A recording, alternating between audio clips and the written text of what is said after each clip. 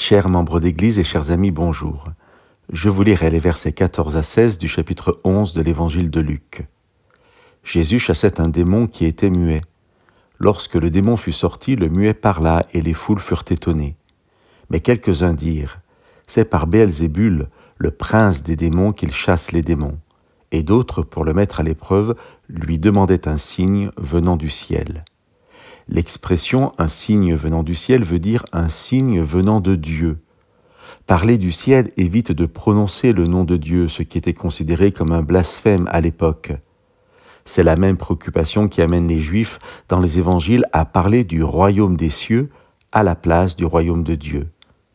Ainsi, dans le texte que nous avons lu, il est en quelque sorte demandé à Jésus de prouver qu'il vient de Dieu par un signe du ciel, sans quoi les phénomènes dont il est à l'origine ne peuvent venir que du prince des démons.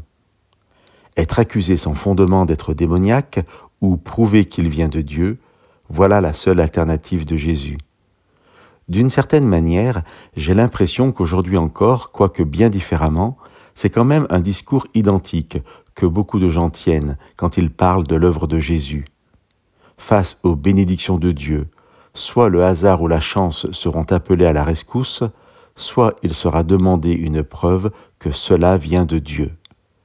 Bien sûr, peu de personnes mettront encore des démons dans l'équation, mais peu importe. Soit on apporte une autre explication au phénomène miraculeux, soit on réclame une preuve que la personne seule peut définir et qui seulement la convaincra.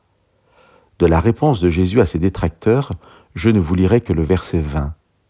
Si c'est par le doigt de Dieu, c'est-à-dire l'Esprit de Dieu, que moi je chasse les démons, c'est donc que le règne de Dieu est parvenu jusqu'à vous.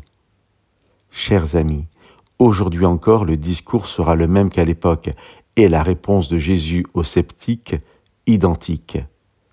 Aujourd'hui encore, l'Esprit de Dieu agit et cette œuvre est visible aux cœurs de paix qui veulent la reconnaître. Mais ceux qui préfèrent douter douteront ou réclameront d'autres preuves qu'ils choisiront. Si les cœurs ne sont pas sincères et disposés à accueillir Dieu, aucune preuve, pas même la venue de Dieu devant ces personnes, ne les convaincrait de marcher avec lui. Chers amis, laissons nos cœurs être touchés par l'œuvre de l'Esprit de Dieu et soyons bénis par son œuvre dans nos vies.